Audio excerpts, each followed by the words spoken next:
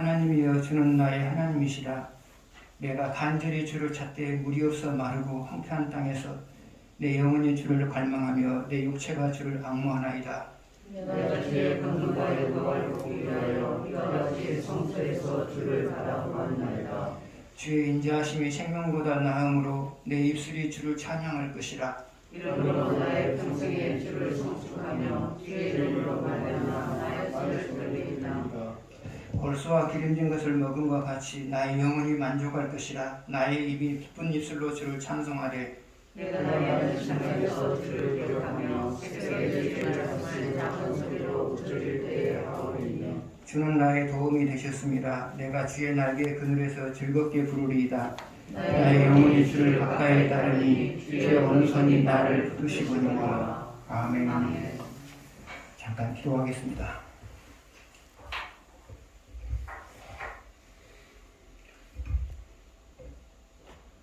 성령께서 이 시간도 저와 같이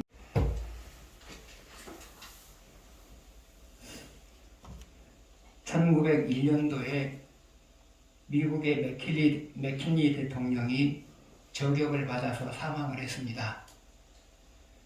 그래서 당시의 부통령이었던 시어더 루즈벨트가 대통령직을 계승하게 되었습니다.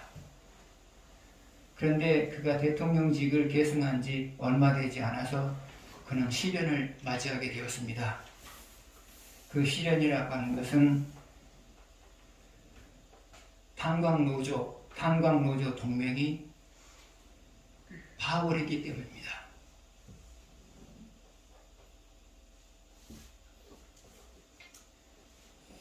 그들은 적당한 임금과 적당한 시간에 근로를 할 수 있도록 요구를 했습니다. 아마 당시에는 8시간 이상의 노동을 했던 모양입니다. 그래서 8시간만 일하게 해달라. 그리고 노조를 인정해달라. 이 세 가지였어요. 임금을 인상해달라. 그 다음에 하루에 8시간만 일하게 해달라. 그리고 노조를 인정해달라. 이 세 가지가 바로 그들이 파업을 하게 된 목적이었어요.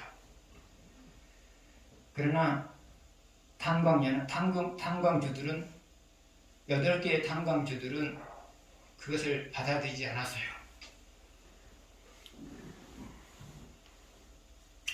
그래서 파업이 계속 되고 있었습니다. 그런데 당시에 산업의 주 에너지원은 바로 석탄이었거든요.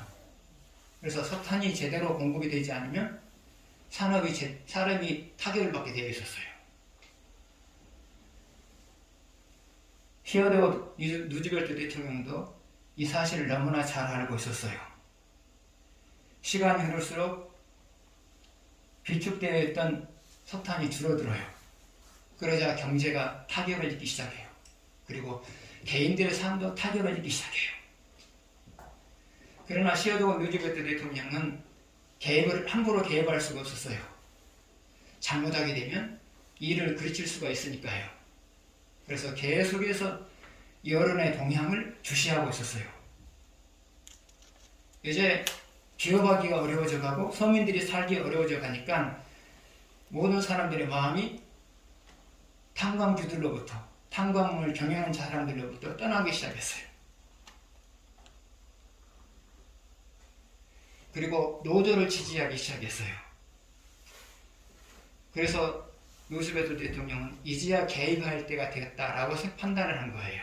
그래서 노조 대표하고 탄광주들 대표들을 모아가지고 중재를 시작해요. 그러나 서로 만나는 자리에서 서로의 생각만을 이야기해요. 그래서 중재를 했지만 계속해서 무산이 돼요. 그리고 어느 순간이 되자 경영주들은 번색을 드러내요. 당시에는 정부보다도 기업인들의 힘이 훨씬 더 컸거든요. 그래서 기업인들은 정부에 대해서도 함부로 말을 해요. 왜요? 자기들의 힘이 더 크니까요. 정부를 향해서 압박을 합니다. 정부가 노조의 편을 드는 거 보니 노조의 편을 들고 있는데 우리는 그렇다면 탄광을 폐시하겠다. 그렇게 압박을 해요. 그런데 루즈벨트 대통령은 그것에 대해서 아랑곳하지 않고요. 강대 강수를 두어요. 만약에 당신들이 탄광을 폐쇄하게 되면 군인들을 동원해서 그 탄광을 접수하고 그리고 노동자들 하여금 탄을 캐내게 만들겠다. 그렇게 강수를 두어요. 그러자 결국은 탄광 경영주들이 타협을 하고 맙니다.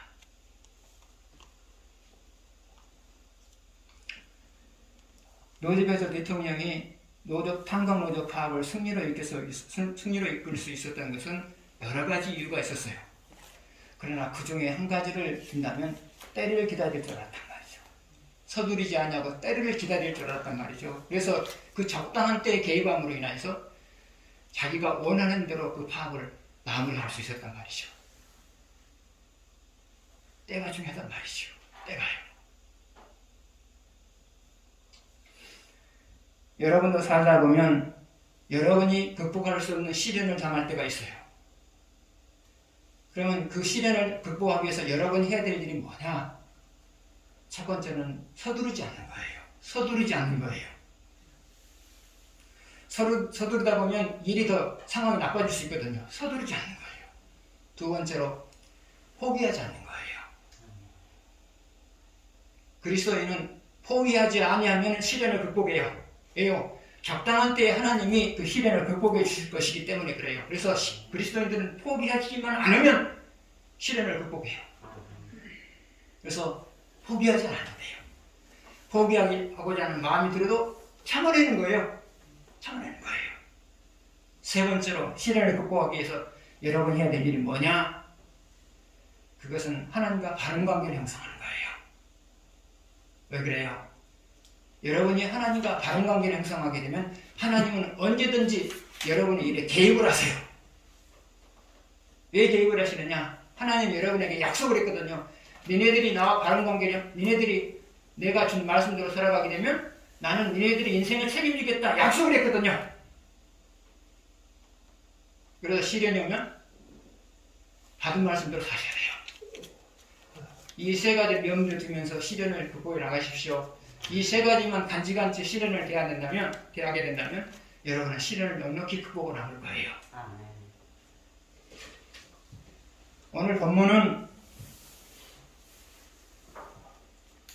압살롬이 다윗 왕의 왕위를 빼앗기 위해서 반란을 일으켰어요. 그런데 다윗은 힘이 모자라서 유다 광야로 피신해 있었어요. 그 상황에서 하고 있는 기도가 오늘의 본문의 내용이다. 그렇게 보시면 되겠습니다. 먼저 1절과 2절을 보시겠습니다.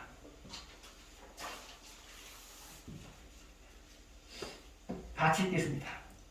하나님이여 주는 나의 하나님이시라. 내가 간절히 주를 찾되 물이 없어 마르고 황폐한 땅에서 내 영혼이 주를 갈망하며 내 육체가 주를 안무하나이다. 내가 주의 권능과 영광을 보기 위하여 이와 같이 성소에서 주를 바라보았나이다.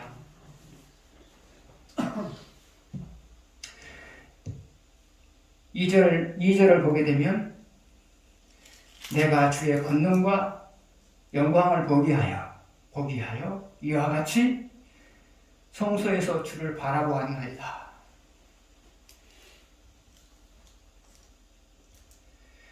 이 말의 의미는 뭘까요? 다윗은 당면한 문제를 해결하기 위해서 하나님의 권능과 영광이 나타남으로 자기 당면한 문제를 해결하기 위해서 기도했단 말이죠.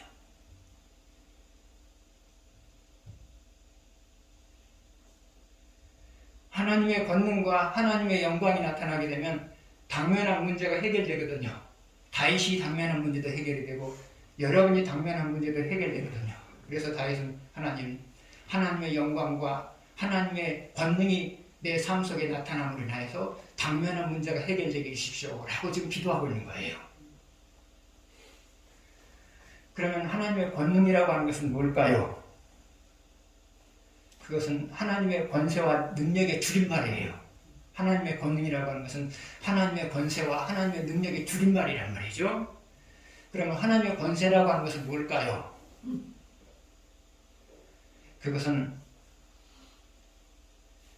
사람을 비롯한 천지 만물을 발 아래 두고 다스리는 것을 말해요.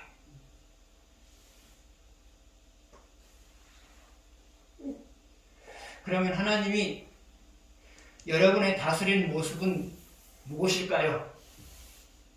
첫 번째로 받은 말씀대로 살아가게 되면 여러분을 형통하게 만들어요.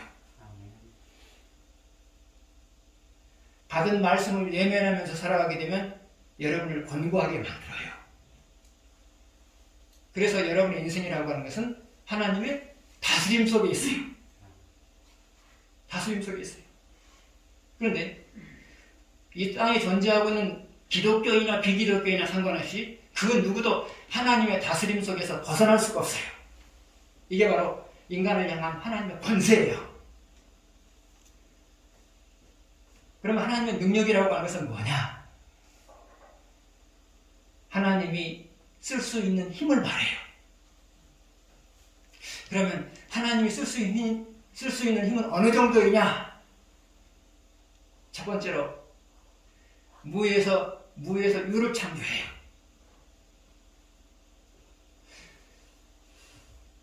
여러분이 될 수 없다고 결론을 내려도, 여러분이 될 수 없는 일이라고 결론을 내려도 하나님이 개입하시면 그게 된단 말이죠. 이게 바로 하나님의 무에서 유를 창조하는 그 힘으로 돕기 때문에 여러분의 삶 속에 이런 일이 나타난단 말이죠. 두 번째로 하나님이 쓸 수 있는 힘이라고 하는 것은 어느 정도이냐?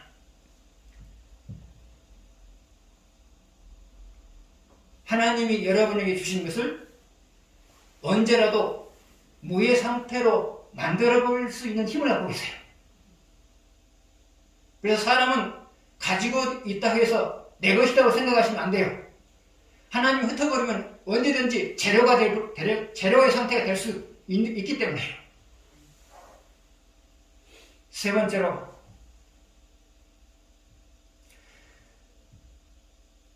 회복할 수 없을 정도로 무너져서도, 여러분이 회복할 수 없을 정도로 무너져서도 하나님은 얼마든지 회복시킬 수 있는 힘을 갖고 계세요. 그래서 인생이 완전히 무너졌어도 다시 재기할 수 있는 이유가 바로 거기에 있어요. 하나님은 여러분이 회복할 수 없을 정도로 무너져도 그것을 원래의 상태로 복구시켜 놓을 수 있는 힘이 있거든요. 이게 바로 하나님의 능력이에요. 그러면 다윗이 하나님의 능력을 구한 목적이 뭘까요? 그것은 하나님의 능력이, 권세와 능력이 내 삶 속에서 나타남으로 인하여서 내 인생의 문제가 해결되기를 바라서 그렇게 기도한 거예요. 그러면 하나님의 영광이라고 하는 것은 뭘까요? 다윗이 구한 것이 하나님의 권능과 영광을 구했잖아요. 그럼 하나님의 영광이라고 하는 것은 뭘까요? 그것은 하나님을 느끼는 거예요. 하나님을 느끼는 거예요.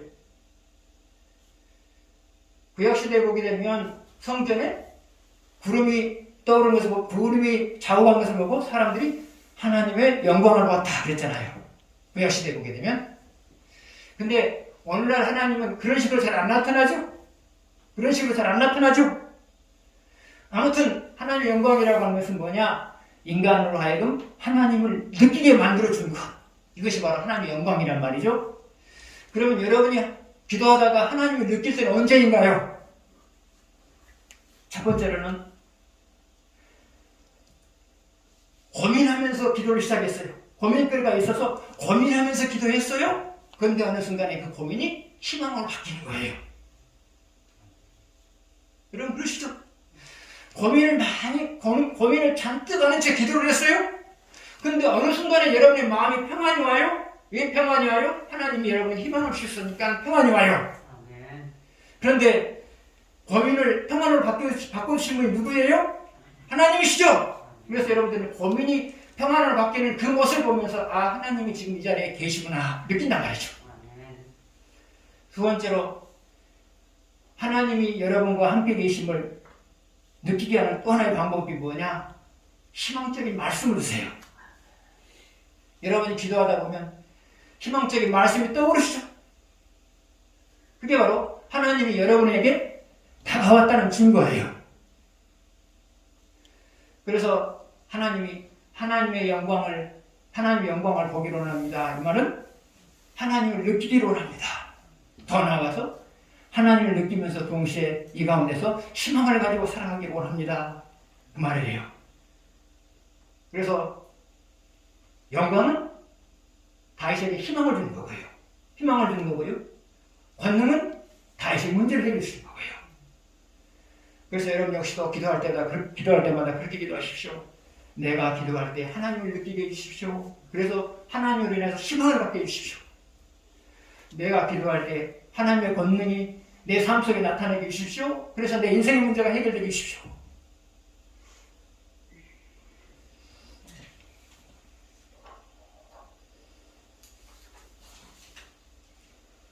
삼 절 보시겠습니다.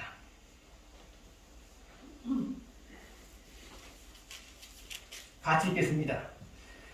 주의 인자하심이 생명보다 나음으로 내 입술이 주를 찬양할 것이라. 주의 인자하심이 생명보다 귀함으로, 생명보다 나음으로 내 입술이 주를 찬양하나이다. 찬양할 것이라. 주의 인자하심이 생명보다 나음으로 내 입술이 주를 찬양할 것이라. 그러면 주의 인자하심이라고 하는 것은 뭘까요? 여러분을 향한 변함없는 사랑을 말해요. 여러분을 향한 변함없는 사랑을 말해요. 그러면 여러분을 향한 변함없는 사랑은 여러분에게 어떻게 나타날까요? 첫 번째로는 받은 말씀대로 살아갈 때 여러분이 행복하게 살아가는 데 필요한 요소들이 주어져요. 두 번째로 받은 말씀대로 살아가지 못할 때는 여러분을 하여금 받은 말씀대로 살아가게 만든 다음에 하나님이 여러분을 받은 말씀대로 살아가게 만든 다음에 여러분이 행복하게 살아가는 데 필요한 요소들을 공급하세요. 여러분은 인간관계에 있어서 수틀리면 그냥 관계 끊어버리잖아요. 수틀리면 관계 끊어버리잖아요. 그런데 하나님은 여러분과 관계 속에서 수가 틀려도 관계를 안 끊어요. 관계를 계속해서 이어갈 수 있는 사람으로 하나님께서 바꾸시죠. 이것이 인간과 하나님과의 차이예요. 이것이 인간을 향한 하나님의 인자하심이고요. 하나님의 인자하심은 여러분이 받은 말씀대로 살아갈 때도 계속되고요. 받은 말씀을 외면하며 살아갈 때도 하나님 인자하심은 계속되고 있어요. 구체적인 증거가 뭐냐? 여러분이 받은 말씀대로 살아가지 않고 있을 때 인생의 문제를 만나요. 그러면 하나님께서 가만히 있을까요? 아니요. 그럼 하나님께서 어떻게 하시느냐? 여러분을 받은 말씀대로 살아갈 수 있는 사람으로 바꿔놔요. 그런 다음에 여러분의 인생의 문제를 해결해줘요. 그래서 여러분이 받은 말씀대로 살고 있을 때도 여러분의 인생의 문제를 해결해 주려고 노력하시고요. 하나님은요. 받은 말씀대로 살지 않고 있을 때도 하나님은 여러분의 인생의 문제를 해결해 주려고 노력해요. 다만 방법이 다를 뿐이죠. 받은 말씀대로 살아갔을 때는 바로 인생의 문제를 해결해 주시는 거고요. 받은 말씀대로 살아가고 있지 않을 때는 받은 말씀대로 살아가게 만든 다음에 인생의 문제를 해결해줘요. 이게 바로 하나님의 인자하심이에요.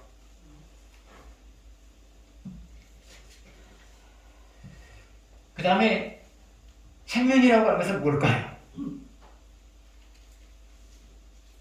이 생명은 목숨을 포함해서 여러분이 소유하고 있는 모든 것을 가리켜요. 그런데 방금 읽은 말씀 보게 되면 주의 인자하심은 생명보다 나음으로 그랬죠? 주의 인자하심은 생명보다 나음으로. 그러면 주의 인자하심이 생명보다 낫다고 표현한 이유가 뭐냐? 그것은 인간이 소유하고 있는 모든 것은 주의 인자하심으로 말미암아 주어진 것들이기 때문에 이렇게 표현한 거예요.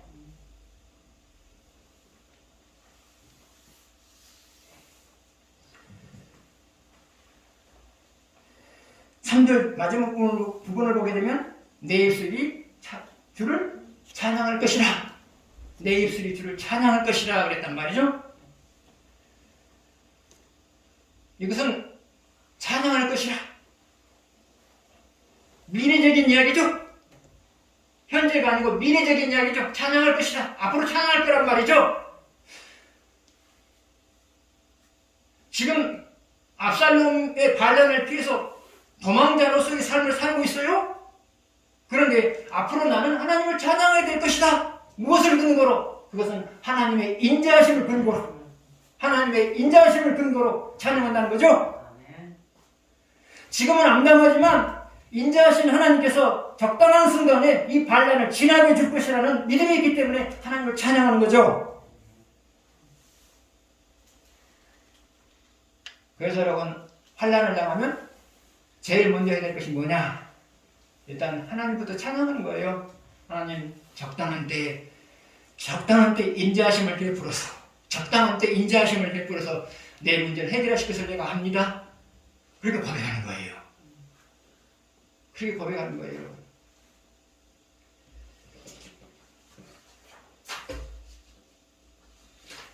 (6절) 오시겠습니다.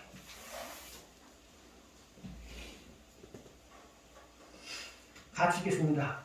내가 나의 침상에서 주를 기억하며 새벽에 주의 말씀을 작은 소리로 목소리를 내게 하오리니.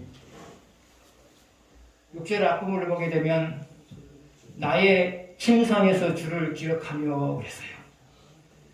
나의 침상에서 주를 기억하며 그랬어요. 그러면 지금 이 침상이 있는 곳이 어디예요? 왕궁이에요? 아니면 유다 광야예요? 지금은 유다 광야죠?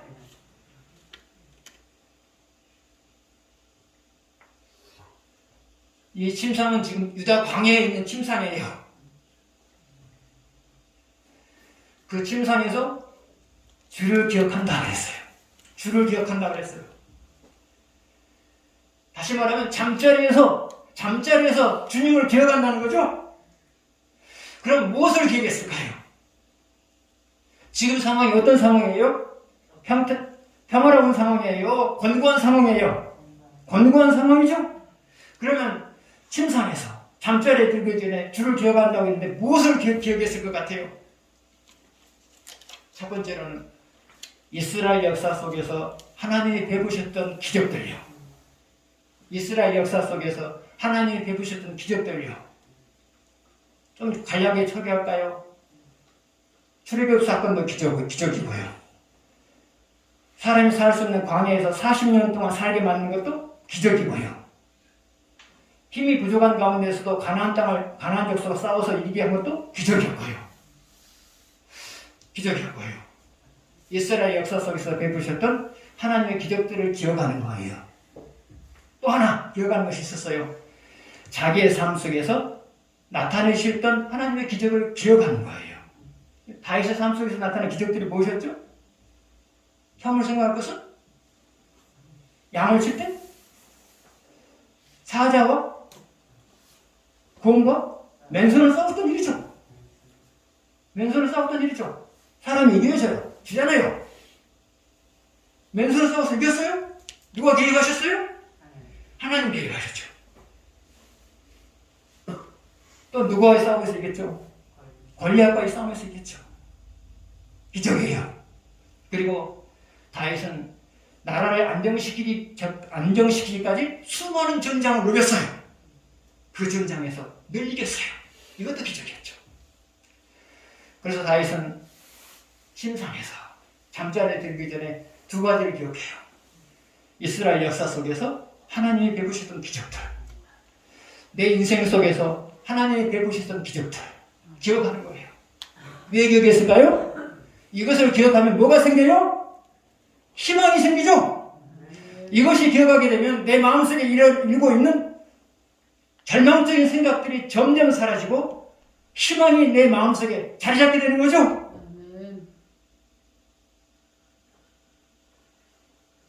여러분도 마찬가지예요. 시련을 당하게 되면, 절망적인 상황이 되면 첫 번째로는 성경 속에 하나님이 베푸셨던 기적들을 생각하는 거예요. 두 번째로는 내 인생 속에서 하나님께서 베풀으셨던 기적들을 생각하는 거예요. 또 하나요. 또 하나가 있어요. 그것은 뭐냐? 내게 약속한 말씀이요. 내게 약속한 말씀이에요. 하나님이 여러분이 힘겨워할 때 약속한 것이 있어요. 너는 이로 인해서 망하지 않을 거다. 몸이 아파가지고 죽을 것 같아. 근데 하나님이 여러분이 약속을 하세요. 너는 그 병으로 인해서 죽을 것이 아니야. 약속을 하는 게 있단 말이죠. 이 약속을 기억한단 말이죠. 힘이 생기죠. 그래서 여러분이 해결할 수 없는 인생의 문제를 만났을 때 이 세 가지를 기억하십시오.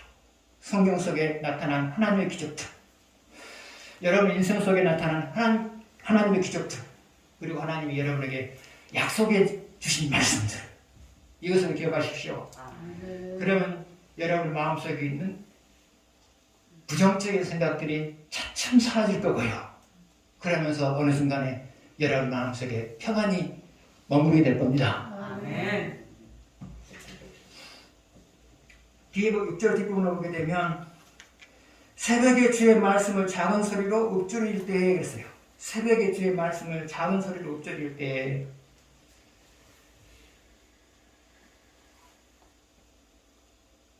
새벽에 일어나자마자 새벽이란 말은 뭐예요? 다시 말해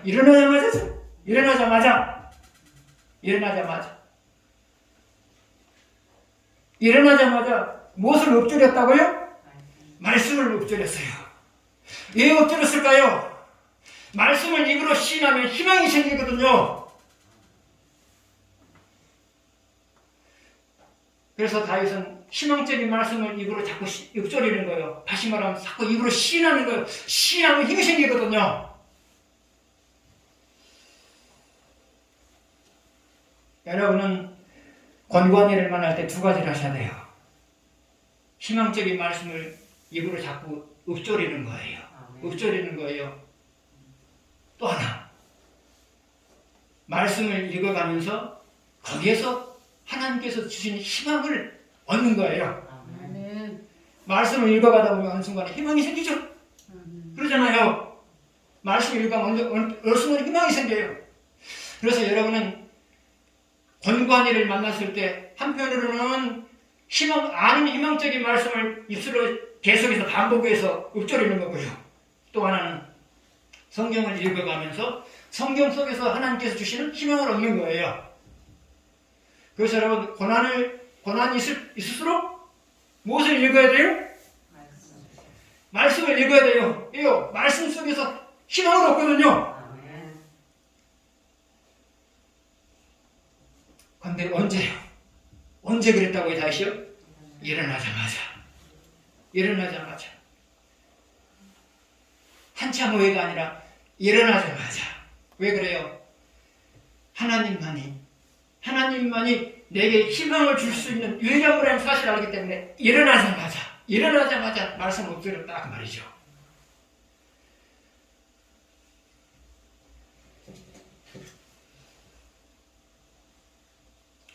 시간이 많이 돼가지고요. 2분만 더 설교하고 마치겠습니다. 8절 보시겠습니다. 같이 읽겠습니다. 나의 영혼이 주를 가까이 따르리니 주의 오른손이 나를 붙드시거니와 주의 오른손이 나를 붙드시거니와 그랬어요. 주의 오른손이 나를 붙든다고 하는 것은 무엇을 의미할까요? 하나님의 권능이 나를 돕기 시작한다 그 말이죠. 하나님의 권능이 나를 돕기 시작한다 그 말이에요. 그런데 언제 하나님의 권능이 나를 돕기 시작한다고요? 주를 가까이 할 때. 여러분이 주를 가까이 할 때. 그래서 여러분이 하나님을 가까이 하게 되면 하나님의 권능의 손이 여러분을 돕기 시작해요. 그러면 하나님을 가까이 한다고 하는 것은 뭘까요? 그것은 하나님과 바른 관계를 맺고자 노력하는 거예요. 여러분이 하나님과 바른 관계를 맺었으면 하나님과 사이에는 하나님과 여러분 사이는 조금 더 거리가 없어요. 완전히 밀착해 있는 거예요. 완전히 밀착해 있는 거예요. 그래서 여러분이 하나님과 바른 관계를 형성했으면 여러분은 하나님과 간격이 없어요. 밀착해 있는 거예요. 밀착해 있는 거예요. 밀착해 있는 거예요. 밀착해 있으니까 하나님 능력이 때에 따라서 내 삶 속으로 흘러들어오는 거죠.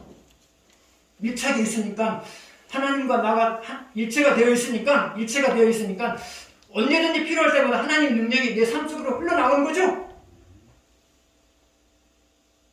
그래서 여러분이 하나님과 바른 관계를 형성하며 살아가게 되면 여러분이 하나님의 도우심을 필요로 할 때마다 하나님의 능력은 여러분의 삶 속으로 흘러들어오는 거예요. 자, 여기까지 합시다. 기도하겠습니다.